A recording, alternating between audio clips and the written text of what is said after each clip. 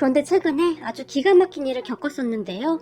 도대체 사람 인생이라는 것이 언제 어떻게 될지 아무도 모른다고 하더니 저에게도 그런 드라마 같은 일이 일어났습니다. 저는 회사에서 일을 하고 엄마는 집에서 우리 아들을 돌보고 있었는데 다들 아시겠지만 손주 보는 일이 어디 보통 일인가요? 거기다 제가 밤늦게까지 일을 하는 날이 많다 보니 엄마 혼자 독박 육아를 하는 날도 많았어요. 그렇다 보니 저는 엄마에게 항상 미안한 마음이 가득했어요. 하지만 엄마는 항상 밝으셨고 제게 짜증 한 번 내지 않았어요. 괜찮아. 할미가 손주 보는 게 힘들긴 뭐가 힘들다고 그래. 회사에서 밤낮 없이 일하는 네가 힘들지. 내가 너한테 죄가 많다. 라는 말을 할 뿐이었어요. 저는 그런 엄마 덕분에 아무 걱정 없이 회사를 다닐 수 있었고 회사가 좀 힘들긴 했지만 월급이 적진 않았기에 우리 셋이 그냥저냥 먹고 살만 했어요. 어느 날은 엄마 좋아하는 족발 사가지고 갈까? 됐어. 너 좋아하는 된장찌개 끓여놨으니까 얼른 들어오기나 해. 엄마가 냉이 넣고 아주 맛있게 끓여놨으니까. 엄마가 밝은 목소리로 말을 했는데 된장찌개라는 말을 듣고 갑자기 목이 메어왔어요. 누군가 저를 위해 음식을 해놓고 기다리고 있다는 것이 그렇게 행복할 수가 없었어요. 저에게 진짜 엄마가 생겼구나 하는 생각이 들면서 말이죠. 제가 어릴 때 참 힘든 시간을 보내야만 했는데요. 엄마 아빠는 이혼을 했고 저는 아빠와 할머니와 함께 살았어요. 하지만 할머니와 아빠는 저를 탐탁지 않아 했고 아니죠. 정말 싫어했다는 표현이 더 어울리겠네요. 할머니와 아빠가 친엄마를 참 많이 미워했다고 들었는데 그래서였는지 엄마를 많이 닮았다던 저도 탐탁지 않아 했어요. 저는 밥 먹는 것조차 눈치를 보며 살곤 했었는데 그 와중에 아빠가 교통사고로 돌아가시면서 저는 정말 어쩔 수 없이 보호시설로 들어가게 되었어요. 할머니가 제 양육을 포기해버렸거든요. 그런 할머니를 미워했다거나 그렇진 않았어요. 오히려 보호시설이 제게는 더 좋았을 정도였으니까요. 그렇게 저는 성장을 했고 고등학교를 졸업하고 바로 취업을 하게 되었어요. 그냥 회사였는데 숙식이 다 해결돼서 나름 괜찮았어요. 저는 그곳에서 몇 년 동안 일을 했고 그러다가 일 때문에 그 회사를 들락날락하던 한 남자를 만나 결혼까지 하게 되었어요. 남자는 부모님도 다 계셨고 집안도 꽤 부유해 보였기에 그때 당시 저에게는 참 과분한 사람이다 라는 생각을 할 정도였어요. 처음 시부모님께 인사를 갔을 때 시어머님도 저를 참 많이 아껴주셨고 가족 분위기도 좋아 보였기에 저는 망설임 없이 결혼까지 하게 되었어요. 결혼을 한동안은 참 좋았는데요. 시간이 갈수록 남편이 변해갔는데 나중에 알고 보니 시아버님과 하는 행동이 똑같다고 하더라고요. 말을 정말 함부로 하기도 했고 취하기만 하면 돌변하기도 했어요. 참 대단했던 것이 남편은 제가 임신을 하기 전까지 그러한 것을 감쪽같이 숨기고 있다가는 제가 임신 5개월쯤이 되니 본성이 드러나기 시작했는데요. 아마도 제가 아들 때문에 어쩌지 못하리라고 생각했던 것 같아요. 하지만 저는 그렇게 우유부단한 성격이 아니었어요. 한마디로 남편이 저를 잘못 봤던 것이죠. 저는 그런 남편을 보며 뭔가 이상하다고 생각했고 다니던 회사도 그만두지 않았어요. 제가 워낙 성실했기에 회사에서도 출산 후 다시 복귀할 수 있도록 배려를 해줬거든요. 남편은 계속 그만두라며 잔뜩 취해서 제게 윽박을 지르기도 했지만 하루하루 달라지는 남편을 보며 어쩌면 저 혼자 아들을 키워야 할지도 모른다는 생각을 하고 있었거든요. 그러다가 아들이 태어났고 출산 휴가에 들어갔는데 남편의 행패가 더욱 심해졌어요. 아이를 낳고 제가 살이 많이 찌긴 했는데 그런 저를 보며 네 몸에서 돼지우리 냄새가 난다 라는 말도 서슴지 않았고 어느 날은 꾸역꾸역 네 입에 쳐넣는 거 보니까 입맛 떨어져서 밥을 못 먹겠다 라는 말도 그냥 아무렇지도 않게 했어요. 참 기가 막혔던 것이 아이를 낳고 나서 정말 정신이 없다 보니 국에 밥을 말아서 후루룩 마시곤 했었는데 그 모습을 보며 그렇게 말을 하더라고요. 그런 남편을 보면서 점점 정이 떨어져 가고 있었는데 또다시 잔뜩 취해서 들어온 남편이 왜? 내가 마음에 안 들어? 그래봤자 네가 친정이 있어 친척이 있어. 너 지금 나가면 갈 데도 없잖아. 라며 비아냥대기 일쑤였어요. 그리고 저는 그때쯤 이혼을 해야겠다고 결심을 하게 되었어요. 물론 아들이 아빠 없이 자라야 한다는 것에 마음이 아프긴 했지만 정말 가끔은 없어도 될 만큼 최악인 아빠도 있는 것이니까요. 결국 저는 아들을 위해 이혼을 하기로 결심했는데 어린 시절 외롭게 살았던 저와는 달리 아들은 행복하게 살았으면 했는데 정말 마음이 아팠어요. 그렇게 저는 출산 휴가 기간 동안 이혼 절차를 알아봤고 평소 시어머님과는 친하게 지냈기에 살짝 말씀을 드렸어요. 어머님, 저 이혼할 거예요. 어머님은 참 잘해주셨는데 정말 죄송해요. 근데 맨날 취해서 집안 난장판 만들어 놓고 막말하고 더 이상은 안 되겠어요. 저는 이렇게 살려고 결혼한 게 아닌데 그리고 저 사람이 이런 사람인 줄은 정말 몰랐어요. 시어머님에게 힘겹게 말을 꺼냈어요. 그런 제 말을 듣던 시어머님은 사실 말이다. 네가 결혼한다고 인사 왔을 때 내가 뜯어말렸어야 했는데 아무리 봐도 네가 너무 아깝더구나. 저 인간이 어떻게 너 같은 애를 다시 만나겠니? 일이 될 줄 알면서도 내가 욕심을 부렸어. 정말 미안하구나. 네 말이 맞다. 그런 애비 밑에서 자랐으니 아들도 똑같이 그렇게 행동을 하는구나. 난 자식을 위해 이혼 안 하고 버티고 버텼는데 그게 가장 큰 실수였어. 라며 눈물을 닦으셨어요. 시어머님의 말씀처럼 시아버님도 한평생을 그리 사셨다고 하는데 결국 그 버릇이 대물림 되어 버린 것이죠. 그렇게 저는 이혼 준비를 해나갔고 혹시 몰라서 변호사 상담까지 하면서 최대한 큰 문제 없이 이혼을 진행할 생각이었어요. 그 사실을 안 남편이 방방 뛰면서 난리를 쳤고 네가 어디 갈 데는 있고 얼마 못 버티고 와서 빌어댈 거 그냥 있어 라며 저를 비웃었어요. 그런 남편에게 양육권만 주면 되니까 이혼해달라고 딱 잘라 말을 했고 한참을 힘들게 하던 남편도 나중에는 포기했던지 이혼을 해줬어요. 다만 나한테 뭐 도와달라고 하기만 해봐. 가만 안 둘 거니까. 양육비 그런 얘기 꺼내지도 마라. 나 지금 만나는 사람 있으니까 알았어? 라는 말을 할 뿐이었어요.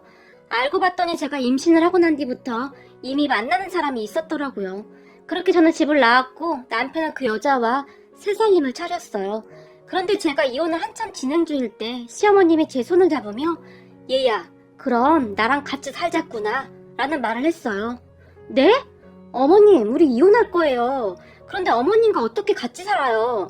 사실 그때 당시에는 너무 지쳐 있었기에 시어머님에게도 짜증도 나고 그랬어요. 그러니까 내가 그 인간들이랑 인연 끊으면 되는 거 아니니? 시어머님이 조용히 말을 꺼내셨고 네? 인연을 끊다니요. 그게 무슨 말씀이세요? 제가 놀라서 물었는데요. 그러니까 나도 이번 참에 이혼할까 한다. 시어머님의 입에서는 충격적인 말들이 쏟아져 나왔고 놀라서 당황하고 있던 저에게 이혼 소송하면 재산 일부를 받을 수도 있고 거기다가 그동안 내가 모아놓은 돈도 있으니까 그냥 우리 둘이 같이 살면 안 될까? 어차피 나도 그 인간들한테 미련도 없고 아들이라고 하나 있는 게 그 모양이니 나도 참 사는 게 아니구나. 그런데 너도 친정 부모님도 안 계시고 그냥 날 엄마라고 생각하고 살면 안 되겠니? 시어머님은 계속해서 충격적인 말을 했어요. 어머님, 그래도 어떻게 그래요? 그게 쉬운 일이 아니잖아요. 어머님 자식은 그이인데 제가 어떻게 대답을 해야 할지 몰라서 망설이고 있었는데요. 정 안 되면 우리 손주 클 때까지만 내가 돌봐주마. 그 뒤에는 나도 내 살 길 찾아가마. 너 혼자 애 키우는 게 보통 힘든 일이 아니잖니? 그러니까 그렇게 하자꾸나. 사실 너와 나는 그동안 아무 문제가 없었잖니?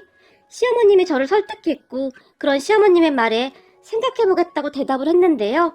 저도 어디 하나 의지할 곳이 없었기에 시어머님의 제안에 귀가 솔깃해질 수밖에 없었고 시어머님은 그 뒤 시아버님과 이혼 소송을 진행했는데 제가 깜짝 놀랐던 것이 말이죠. 시어머님이 그동안 증거를 엄청 많이 모아놓으셨더라고요. 여러 가지 사진에 음성 녹음된 것에 뭐 어마어마했어요. 제가 보기에는 이미 오래전부터 준비를 해오셨던 것 같은데 참고 참으셨던 것 같았어요. 그리고 결국 시어머님은 이혼 소송을 하면서 힘겹게 이혼을 하셨어요. 그동안 그리도 힘들게 살아오셨기에 제가 이혼을 한다고 했을 때 오히려 찬성을 하셨던 것 같아요. 당신 손주만은 그렇게 잘하지 않길 바라셨을 테니까요. 그렇게 시어머님과 저는 작은 아파트 하나 얻어서 그곳에서 새 삶을 시작했는데 앞으로는 내가 네 엄마니까 엄마라고 부르렴. 우리 그렇게 맘 편히 살자꾸나. 시어머님이 말씀하셨고 우리는 그렇게 모녀처럼 살고 있었어요. 동네 사람들조차도 우리가 진짜 모녀라고 알고 있을 정도였고요. 가끔 시아버님이 전화를 해서 모진 말을 하기도 했지만 시어머님은 한 번만 더 전화하면 경찰에 신고할 테니까 그리 알아 라며 차갑게 대응하셨어요. 가끔 전 남편이 시어머님에게 전화를 하기도 했지만 이런 정신 나간 놈아, 네가 이혼한 순간 너랑 나는 이미 연이 끊어진 거다.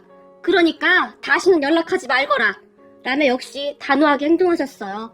그렇게 우리는 나름 잘 살았어요. 시어머님이 육아를 전담해 주셨기에 저는 일에 집중할 수 있었고 아끼고 아껴서 적응까지 하면서 정말 열심히 살았거든요. 그 뒤에도 시아버님이 어떻게 알아낸 것인지 우리 집 앞까지 쫓아와서는 당신 그동안 내 덕에 잘 먹고 잘 살았는데 왜 이렇게 힘들게 산다고 그래? 나랑 살면 돈 걱정은 없잖아. 그러니까 다시 집으로 돌아가. 처음에는 시어머님을 설득했지만 돈만 많이 갖다 주면 뭐해? 마음은 지옥에 살고 있는데 난 그까짓 돈 다 필요 없어.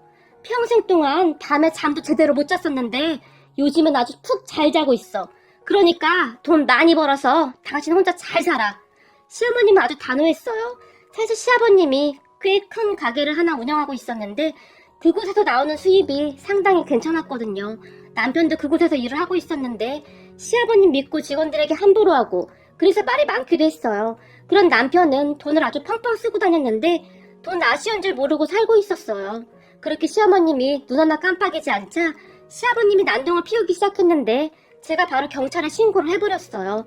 물론 그런 저를 보며 냉혈한이라고 생각할지도 모르겠지만 시아버님의 손버릇이 아주 고약해서 제 입장에서는 시아버님을 지켜야만 했어요. 시어머님은 아들을 제외하고 제게 있어 하나밖에 없는 가족이었으니까요. 경찰에 신고를 한 후 시어머님에게 엄마 미안해. 근데 난 엄마한테 또 손 찍어 말까봐. 그럼 엄마가 다치니까. 난 엄마가 다치는 게 정말 너무 싫어. 제가 눈물을 흘리며 시어머님을 꼭 끌어안았는데요. 시어머님이 그런 저를 정말 있는 힘껏 안아주면서 살면서 내가 낳은 아들 자식도 그렇게 날 막아준 적이 없는데 정말 고맙구나. 시어머님도 한동안 소리내어 우셨어요. 그렇게 시어머님과 함께 살게 되면서 더 많은 대화를 하게 되었는데요. 사실 전에 우리 친정이 아주 부자였어. 근데 우리 아버지 사업이 부도나면서 하루아침에 가족들이 다 길거리에 나앉게 됐다. 정말 하루하루 살아가기가 힘든 그런 시절이었어. 근데 평소에 날 마음에 품고 있던 네 시아버지가 우리 부모님을 찾아와서 나와 결혼만 시켜주면 앞으로 편히 살게 해주겠다고 했더구나. 예정대로였다면 난 그때 대학을 졸업한 뒤 유학을 다녀와서 대학 교수가 되고 싶었다. 옛 생각이 나는지 시어머님의 눈시울이 붉어지셨어요. 그런 시어머님의 말에 유학이요? 제가 놀라서 물었는데요. 그래, 난 피아노를 전공하고 있었다. 거기다 꽤 괜찮은 실력이었었지. 그런데 아버지 사업이 부도나면서 모든 것이 엉망이 되었어. 그런 와중에 네 시아버지가 허구한 날 우리 부모님에게 찾아와서 그렇게 잘하니 우리 부모님도 마음이 움직이기 시작하더구나. 무엇보다도 돈이 많은 네 시아버지한테 마음이 갔던 것이겠지. 아무래도 부모님은 평생을 돈 걱정 없이 살았던 내가 앞으로도 좀 풍요롭게 살길 바라셨겠지. 시어머님이 잠시 말을 멈추셨어요. 그리고는 그런데 우린 달라도 너무나 달랐어. 네 시아버지는 대학을 나오지 못해서 내가 자기를 막대한다는 말을 수시로 하면서 나한테 함부로 했다. 물론 금전적으로는 편했지. 우리 부모님에게 인심 쓰듯이 돈도 막 주고 했으니까. 하지만 집에 돌아와서는 나를 그렇게 못살게 굴었다. 난 그걸 그냥 다 견뎌냈고 그리고 이제는 그 빚 다 갚았다고 생각한다. 그래서 이혼을 결심했던 거고. 시어머님이 다시 눈물을 흘리셨는데 처음 듣는 시어머님의 말씀에 가슴이 그렇게 먹먹할 수가 없더라고요. 결국 시어머님과 저는 많이 닮아있지 않았나 하는 생각이 들 정도였어요. 항상 외로운 사람이라는 것이 말이죠. 그렇게 시어머님과 저는 더 가까워졌고 우리는 하루하루 행복한 시간을 보내고 있었는데 그러던 어느 날 우리에게 정말이지 믿지 못할 일이 일어났는데요. 그날도 저는 늦은 시간까지 회사에서 일을 하고 녹초가 되어 집에 가기 위해 준비를 하고 있었는데 전화 한 통이 걸려왔어요. 모르는 번호였기에 받을까 말까 망설이고 있었는데 왠지 전화를 받아야 할 것 같은 느낌이 들었어요. 여보세요? 라고 제가 지친 목소리로 전화를 받았고 혹시 민수아 씨 맞나요? 어떤 여자가 제 이름을 불렀어요. 네, 맞는데 누구시죠? 제가 잔뜩 의심한 채 물었는데요. 저는 박경아입니다. 여자가 조용히 말을 했고 박경아 씨요?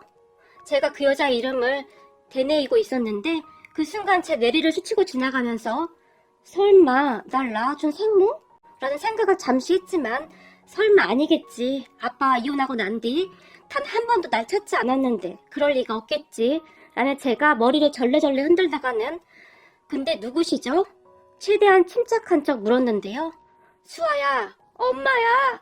순간 그 여자 입에서는 그 말이 새어나왔고 네? 누구시라고요? 제가 놀란 채 다시 물었는데요. 엄마야, 널 낳아준 엄마라고. 라는 말을 하던 그 여자가 갑자기 눈물을 흘리기 시작했어요. 하지만 저는 반가움보다는 원망하는 마음이 더 컸기 때문에 저는 엄마가 없습니다. 이만 전화 끊겠습니다. 라고 말을 하며 전화를 끊어버렸어요. 제 입장에서는 참 기가 막혔거든요. 제가 아들을 낳아보니 더욱 이해가 안 됐어요. 저는 출근해 있는 시간에도 항상 우리 아들이 눈에 밟혔거든요. 그런데 저를 낳아준 친모라는 사람은 살면서 단 한 번도 저를 찾아온 적이 없었으니까요. 참 대단한 사람이구나 하는 생각만 들었거든요. 그렇게 며칠이 지났을까요? 어느 날 시어머님이 수아야, 너 말이야 친엄마 안 보고 싶어? 제게 물었어요. 친엄마? 나한테 친엄마가 어딨어요. 아마도 이 세상 사람이 아닌가 봐요. 그러니까 한 번도 안 찾아오죠. 라며 제가 그냥 웃어버렸는데요. 수아야, 사실은 말이야. 시어머님이 다시 한번 제 이름을 힘주어 불렀는데 그게 말이야. 며칠 전에 네 친엄마라는 사람이 우리 집에 찾아왔었어. 처음에는 모르는 사람이라 문을 안 열어줬었는데 아무리 봐도 낯이 너무 익은 거야. 그래서 자세히 봤더니 너랑 아주 판박이더구나. 나이가 아마도 나랑 비슷할 텐데 어쩜 그렇게 젊고 예쁘던지 너랑 똑같이 생겼어. 시어머님이 제 눈치를 보며 말을 꺼냈어요. 그 사람 이야기는 하지 않았으면 좋겠어요. 지금 나한테는 엄마밖에 없어요. 자식 그렇게 두고 가버린 엄마는 생각하고 싶지도 않아요. 제가 기분 나쁜 듯이 말을 했지만 네 엄마 얘기 들어보니 네 엄마한테도 딱한 사정이 있더구나. 물론 지금 네 마음이 어떤지 잘 알겠다마는 그래도 널 낳아주신 분인데 한 번은 만나봐야 하지 않겠니? 잘 생각해보고 전화해봐. 라며 시어머님이 제 손에 전화폰 하나를 들려줬어요. 얼떨결에 연락처를 받은 저는 며칠 동안 그 연락처를 뚫어지라 바라보다가는 결국 연락을 하게 됐는데요. 저 민수아입니다. 도대체 이제 와서 저를 만나고 싶은 이유가 뭐죠? 혹시 먹고 살기 힘드셔서 그래요?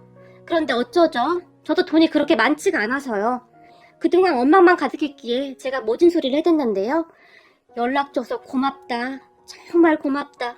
제발 나 한 번만 만나주면 안 되겠니? 제게 간절하게 부탁을 했어요. 그렇게 저는 친엄마라는 사람과 마주하게 됐는데 친엄마의 첫인상은 아주 말끔했다고 해야 할까요? 아니죠. 부잣집 사모님같이 고상해 보였다고 해야 할까요? 아무튼 그런 인상이었어요. 무슨 일이시죠? 이렇게 만나보니 돈이 없으신 것 같지도 않은데 이제 와서 저를 찾는 이유가 뭐죠? 제가 여전히 쌀쌀맞은 목소리로 물었어요. 수아야, 엄마가 정말 미안하구나. 진작 널 찾았어야 했는데 너무 늦었구나. 정말 미안하다. 하지만 엄마는 단 하루도 널 잊은 적이 없었어. 라며 친엄마가 눈물을 흘렸고 그런 엄마를 보며 저기 죄송한데 용건만 간단하게 말씀해주세요.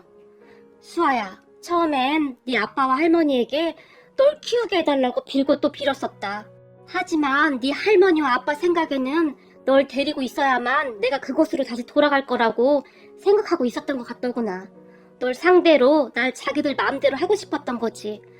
물론 널 생각하면 그렇게 했어야 했는데 엄만 참을 수가 없었어.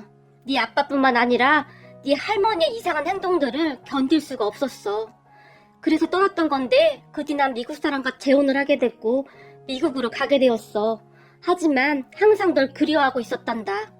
말을 하는 내내 친엄마의 눈에서는 눈물이 쏟아졌어요. 친엄마의 말에 의하면 할머니가 친엄마를 그렇게 못살게 굴었다고 했는데 아빠가 있을 때는 잘 해주는 척 하다가 아빠가 회사를 가게 되면 엄마를 그렇게 구박했다고 했어요. 처음에는 이해하려고 했대요. 할머니에게는 아빠밖에 없었으니 집착을 하는 거겠지라고 말이죠. 하지만 날이 갈수록 심해져갔고 아빠까지 나서서 엄마를 병원에 입원시켜 버리겠다는 등 막말을 서슴지 않았다고 하네요. 어느 날은 엄마가 할머니에 대해 진지하게 아빠에게 말을 했지만 아빠는 정신 나갔어? 우리 엄마가 그렇게 행동할 리가 없잖아. 지금 우리 엄마랑 나 이간질 지키는 거야? 너 정신병원이나 알아봐. 라는 말까지 했다고 합니다. 그렇게 엄마는 하루하루 지쳐만 갔고 날이 갈수록 말라만 갔다는데요. 결국 외할아버지 외할머니가 엄마를 데리고 가버렸다고 하네요. 그 당시 엄마는 제발 수아만 저한테 주세요. 제발요. 라며 할머니에게 애원을 했지만 우리 집안 핏줄을 누구한테 준단 말이냐? 어림도 없는 소리 하지 말거라. 라며 비웃었다고 하네요. 그렇게 엄마는 만신창이가 되어 한동안 병원 치료까지 받았다고 하는데요. 그러다가 어느 회사에 파트타임으로 취직을 하게 됐다고 하는데요. 그곳에서 일을 하다가 지금의 남편을 만나서 재혼을 한 뒤 미국으로 갔다고 하네요. 미국인 남편도 부인과 사별한 사람이었는데 미국으로 가기 전에 저를 데리고 와서 같이 키우자고 했다는데 역시나 할머니와 아빠가 완강하게 거절했고요. 저는 정말 이해가 안 되는 게 나중에는 결국 저를 시설로 보내기까지 했으면서 도대체 엄마에게 왜 보내지 않았을까요? 할머니의 심보가 참 고약했구나 하는 생각마저 들었어요. 그렇게 엄마와 한참을 이야기를 하던 중 전부는 아니었지만 조금은 엄마의 심정을 알 것도 같았어요. 물론 저도 자식을 낳아서 키우고 있었기에 더 그러지 않았을까 싶었고, 그리고 엄마 말대로 우리 할머니는 정말 그러고도 남을 만한 사람이었으니까요. 그렇게 저는 엄마를 용서했고 엄마는 정말 고마워했어요. 그러던 어느 날 수아야, 엄마 이제 미국으로 돌아가 봐야 해. 거기서 하던 일도 있어서 엄마가 챙겨줘야 하거든. 사실 엄마가 널 이렇게 다시 찾은 이유 중에 하나가 네가 힘들게 산다는 소식을 들었단다. 내가 네 외할머니한테 널 찾아달라고 해서 네 외할머니가 사람까지 고용해서 널 찾아낸 거야. 그랬는데 네가 참 많이 힘들게 살고 있더구나. 그래서 말인데 이 엄마가 널 좀 도와주고 싶은데, 물론 네가 기분이 나쁘지 않다면 말이다. 하지만 너도 이제 엄마잖니? 네가 낳은 아들 앞날을 위해서라도 엄마 도움을 좀 받아도 될 것 같은데. 엄마가 어렵게 말을 꺼냈어요. 우선 지금 살던 집에서 이사를 좀 하자꾸나. 저번에 가보니까 집이 습해서 곰팡이도 많고 우리 손주 건강에도 좋지 않을 것 같더구나. 그리고 네가 먹고 살 수 있게 도와주고 싶어. 그래서 말인데 엄마가 지금 하고 있는 사업을 한국에서도 시작할 계획이거든. 네가 그걸 좀 도와줬으면 하는데 괜찮겠니? 너도 처음이니까 널 도와줄 사람을 엄마가 찾아줬어. 당분간 그 사람한테 배우면서 천천히 해봐. 근데 정말 열심히 공부해야 하는 거 알고 있지? 우선 회사 그만두고 빨리 일 배우면서 공부도 다시 시작해. 엄마가 제게 부탁 아닌 부탁을 했어요. 그런 엄마의 말에 제가 마다할 이유는 없었고요. 그렇게 저는 공부를 하면서 일을 배웠고 엄마 말로는 생각보다 일을 배우는 게 빠르다며 그렇게 좋아할 수가 없었어요. 엄마는 그 뒤에도 자주 한국에 나왔는데 어느 날은 재혼했다던 그분과 함께 저를 찾아왔고 그렇게 우리는 점점 가까워져 가고 있었어요. 그러던 어느 날 엄마가 근데 너랑 같이 사는 분이 네 전 시어머니라며. 내가 알아보니 네 전 남편이 너한테 참 못되게 굴었다고 하던데 전 시어머니랑은 왜 같이 살고 있는 거니? 라고 조심스럽게 물었고 제가 그동안 있었던 일을 다 말했어요. 그리고 제 이야기를 다 들은 엄마는 시어머님에게 감사하다고 인사까지 했어요. 그 뒤 시어머님과 저는 엄마가 구해준 아파트로 이사를 갔는데 집이 정말 어마어마해서 둘 다 눈이 휘둥그레질 정도였어요. 그렇게 저는 정말 다른 삶을 살게 되었는데요. 시어머니가 제 인생이 180도로 바뀌어버렸고 하루하루 꿈인가 생시인가 싶었는데요. 시간이 얼마나 지났을까요? 어느 날 제 친엄마와 함께 백화점에 갔는데 그곳에서 전 남편과 딱 마주쳤고 변해도 너무나 변해버린 저를 보며 전 남편이 저기 혹시 민수아 씨 아닌가요? 라고 물었어요. 모든 것이 변해버린 저를 보며 혼란스러웠던 것 같은데요. 오랜만이네? 라며 제가 퉁명스럽게 대답했고 당신 맞구나? 근데 당신 왜 이렇게 변했어? 다른 사람인 줄 알았잖아. 라며 반가운 표정을 지었어요. 아, 얼마 전에 우리 친엄마를 만났거든. 인사해, 우리 친엄마야. 라며 제가 말을 했어요. 그런 제 말에 뭐? 당신 친엄마 돌아가셨다며? 남편이 놀라서 물었고 그러게, 나도 돌아가신 줄 알았는데 이렇게 살아계시더라고. 그럼 우린 바빠서 이만. 이라며 제가 뒤를 돌아섰는데 잠깐만, 그럼 당신 부자 됐다는 말 사실인 거야? 그런 소문이 막 들리긴 하던데. 전 남편이 제게 물었지만 우리 딸과 이혼했다고 들었는데 앞으로 우리 딸 앞에 다시는 나타나지 말아요. 그랬다가는 내가 가만 안 둘 테니까. 엄마가 전 남편을 노려보며 말을 했어요. 그런데 그 뒤 전 남편이 제가 이사한 집까지 알아내서 찾아왔고 우리 아들을 생각해서라도 우리 다시 합치자 라며 어이없는 말을 짓거렸어요. 그런 전 남편을 매몰차게 내쫓아버렸지만 전 남편은 계속해서 찾아왔고 그 사실을 알게 된 엄마가 무슨 조치를 한 것 같았는데 그 뒤에는 조용했어요. 그런데 어느 날 시어머님이 저를 보며 얘, 네 시아버지 말이다 라며 말을 꺼냈는데요. 네? 아버님이 설마 또 찾아왔어요? 제가 놀라서 물었고 아니 그게 아니라 얘기 들어보니 네 시아버지가 쫄딱 망했다는구나. 네? 그게 무슨 말씀이세요? 쫄딱 망하다니요. 아버님 재산이 얼만데요. 그때 당시 저는 시어머님의 말을 믿을 수가 없었는데요. 그게 말이다. 네 남편 아니지 네 전남편. 그러니까 우리 아들한테 여자가 있었잖니? 우리 아들이 그 여자랑 같이 산다고 하던데 그 여자가 사실 꽃뱀이었다고 하더구나. 꽃뱀이요? 제가 놀라서 물었는데요. 시어머님은 그 뒤 충격적인 사실을 계속 말했는데 이야기를 듣던 저는 경악할 수밖에 없었답니다. 시어머님의 말에 따르면 전 남편과 동거 중이던 여자가 시아버님에게 얼굴이 진짜 예쁜 아줌마를 소개시켜줬다고 하는데요. 남편의 동거녀와 그 아줌마가 짜고 시아버님에게 정말 괜찮은 땅이 있다고 소개를 해줬고 그 요상한 꽃뱀 아줌마에게 혹할 대로 혹한 시아버님이 잘 알아보지도 않고 그 땅을 덥석 물었다고 하는데 알고 보니 그 땅이 사람 발길도 끊긴 그런 야산에 있는 땅이었다네요. 암튼 뭔가 엄청 복잡하긴 했는데 두 꽃뱀들한테 진짜 영혼까지 털린 거죠. 그래서 그 몇 푼 되지도 않는 땅을 어마어마한 돈을 주고 샀다고 하는데 시어머님이 말씀하시기를 그 사람이 웬만하면 잘 믿고 그런 사람이 아닌데 여자가 진짜 예쁘긴 했나 보더구나. 참 기가 막히는구나. 라며 혀를 찰 정도였어요. 그거 말고도 전 남편과 동거 중이던 그 여자와 그 아줌마가 맘먹고 제대로 한탕하려고 돈도 어마어마하게 빌려갔다는데 차용증 이런 거 쓴 것도 없다고 하네요. 그런 시어머님을 보며 괜찮으세요? 시아버님은 그렇다 치더라도 그래도 어머님 하나밖에 없는 아들인데 그렇게 망해서 어째요? 제가 물었지만 이제 정신 차리고 고생 좀 하고 살아야지. 뭘 어쩌겠냐?